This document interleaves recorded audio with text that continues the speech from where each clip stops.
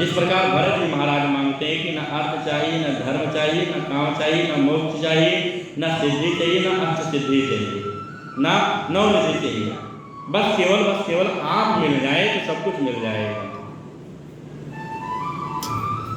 भगवान से भगवान को मांगना चाहिए। वृत्रासुर इतना बड़ा दैत्य होकर के भी भगवान से कहता है कि हे प्रभु केवल आप मिल जाएं और कुछ मुझे सृष्टि में कामना नहीं है किसी चीज की। उसके बाद में महाराज तीसरे श्लोक में वृत्रासुर भगवान से निवेदन करता है, कहता है यजात पक्षाय मातरं खगाः स्तन्नं यमावत् सकराः सुनारदाः प्रियं प्रेम विसुतं विषण्णाः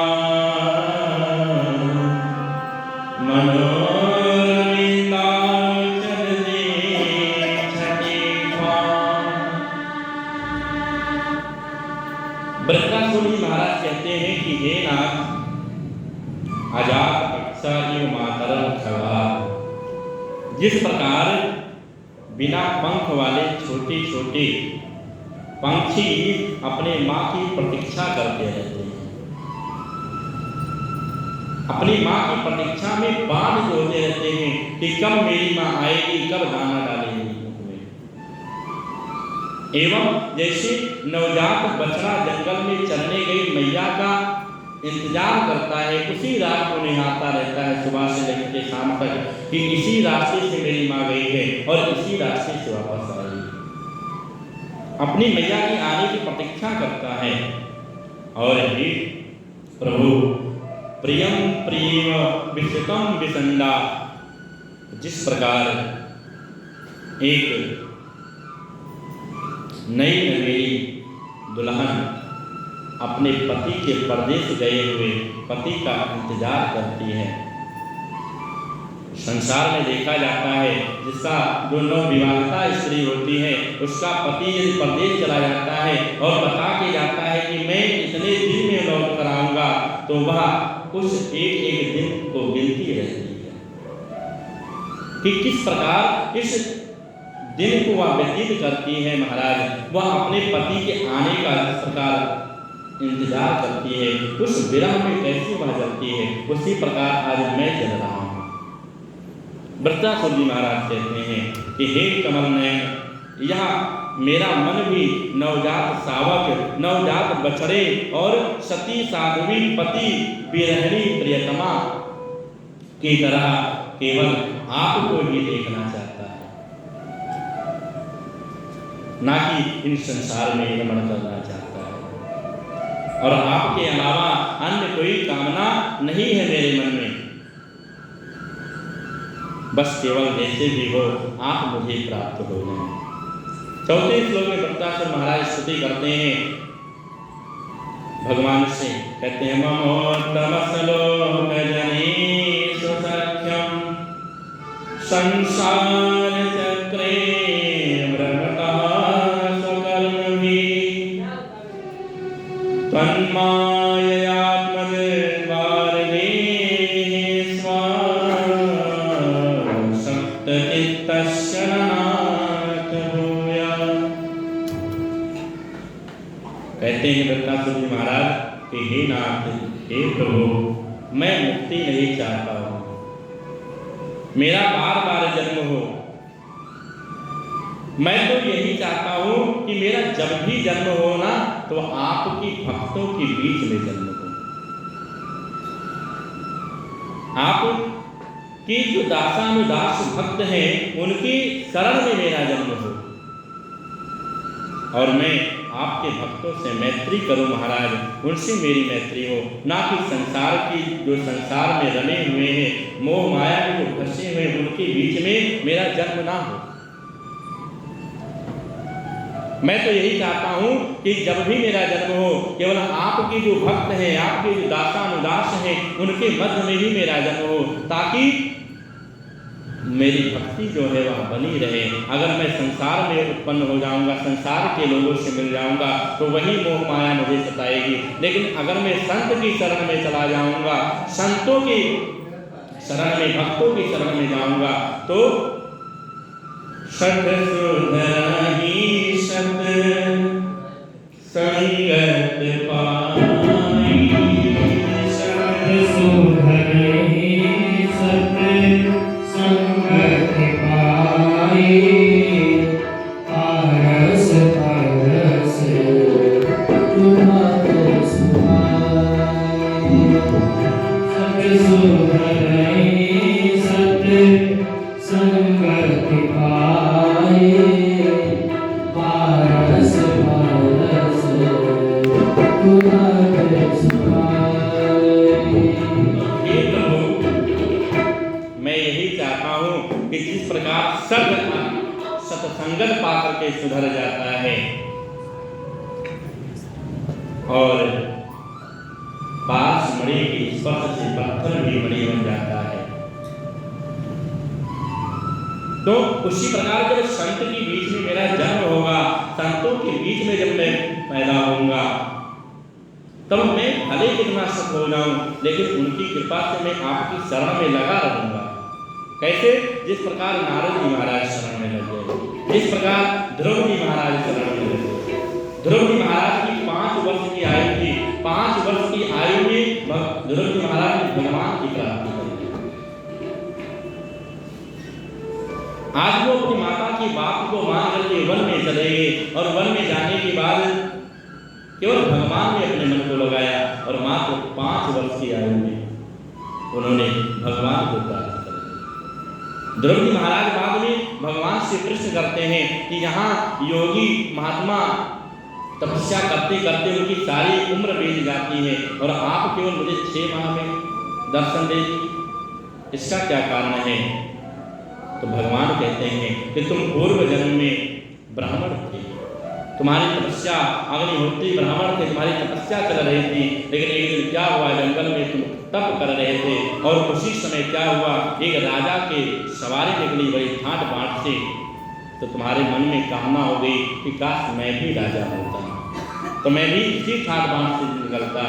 उस कामना ने तुम्हें पुनः जन्म लेने के लिए विवश कर दिया।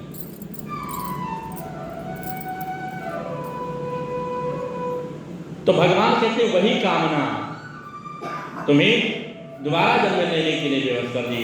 जाओ तुम 36,000 वर्षों तक राज करो और राज करने के बाद पुनः ध्रुव लोक को प्रस्थान करना। 36,000 वर्ष तक राज करने के बाद महाराज ध्रुव जी जैसे ही जाने लगे, विमान पर आरूढ़ होने लगे, मृत्यु सामने आ गया। मृत्यु ने कहा कि महाराज यहाँ मृत्यु लोक है, बिना मृत्यु को स्वीकार किया कहाँ जा रहे हैं, कृपया आप मुझे भी अपनी शरण में लगा लीजिए। जब इस प्रकार अब देखिए भक्ति के बल पर आज ध्रुव जी महाराज की शरण में जो मृत्यु है वह भी अपना सब होता है। तो वही बात वृत्तासुर जी महाराज कहते हैं कि मुझे केवल आपकी दासानुदास की शरण में ही मेरा जन्म हो, अन्यथा मेरा जन्म कहीं ना हो।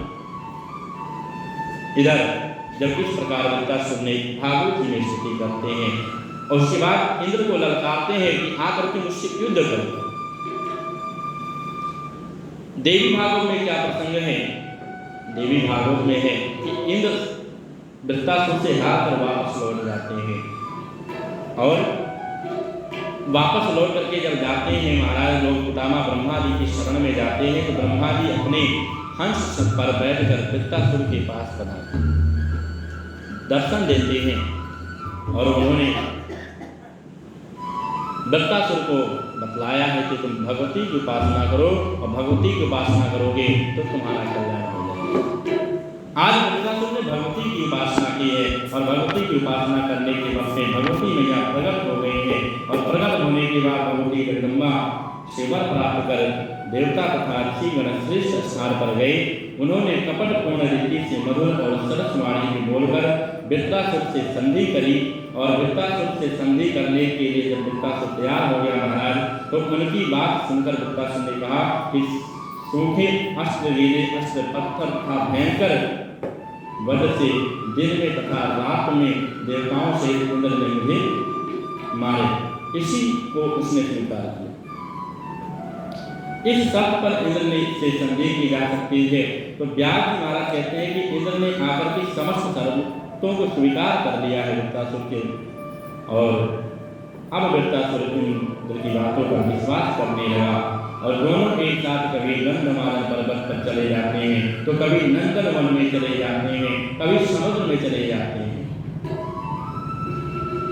घूमने लगते हैं। एक बार की बात है, इंद्र ने वृत्तासुर को समुद्र तट पर देखा और कुछ समय भयंकर संध्या काल की वेला व्यतीत हो रही थी और इंद्र ने सोचा कि इस समय भयंकर संध्या के सामने उपस्थित है, इसे न दिन है, क्योंकि इसको न दिन में मारा जा सकता था न रात में, तो न दिन माना जा सकता है न रात्रि मानी जा सकती है, तो रोहिणी वेला है, संध्या का समय है और न रात कही जा सकती है। तो अब शत्रु वृत्तासुर को बल प्रयोग करके मार डालना ही ठीक है।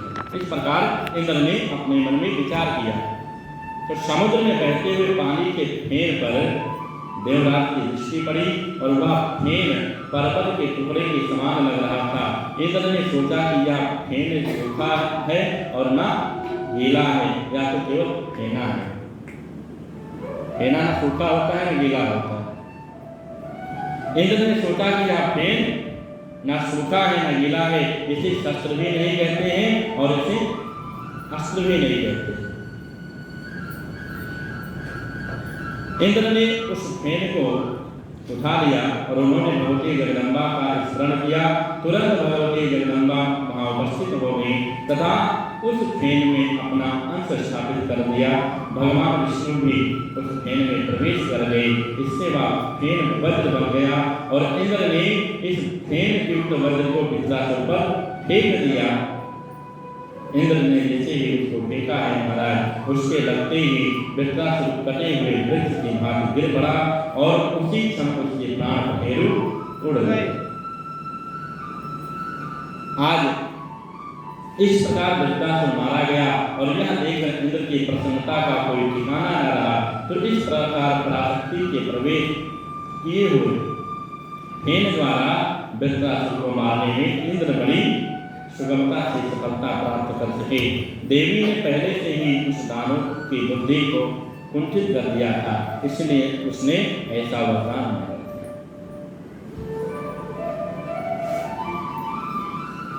उसके बाद में महाराज वृत्तासुर जब मारा गया तो ब्रह्म हत्या उत्पन्न हुई,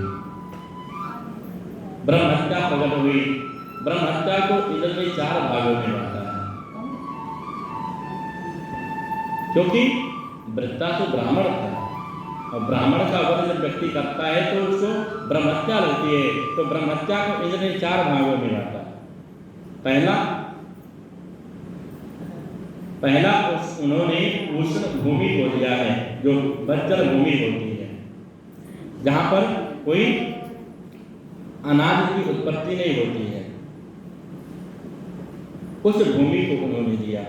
दूसरा स्त्रियों को दिया महाराज इंद्र ने, जो माताओं को मासिक धर्म आता है, वह इंद्र की ब्रह्म हत्या का प्रतीक है। तीसरा महाराज जल को दिया है। जल में जो फेना होता है ना, वह फेना ब्रह्म हत्या का प्रतीक है। इसलिए महात्मा लोग कहते हैं कि फेना युक्त जल में स्नान नहीं करना चाहिए।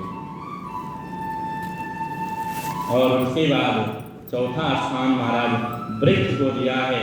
वृक्ष में जो गोंद निकलता है वह ब्रह्म हत्या का प्रतीक है। इसलिए संत महात्मा कहते हैं कि गोंद युक्त मिठाई का सेवन नहीं करना चाहिए। 4 भागों में ब्रह्म हत्या को इंद्र ने बांटा है। उसके बाद में स्वर्गाधिपति बने, फिर पुनः अपने गद्दी पर विराजमान हो गए। तो इस प्रकार जब भगवान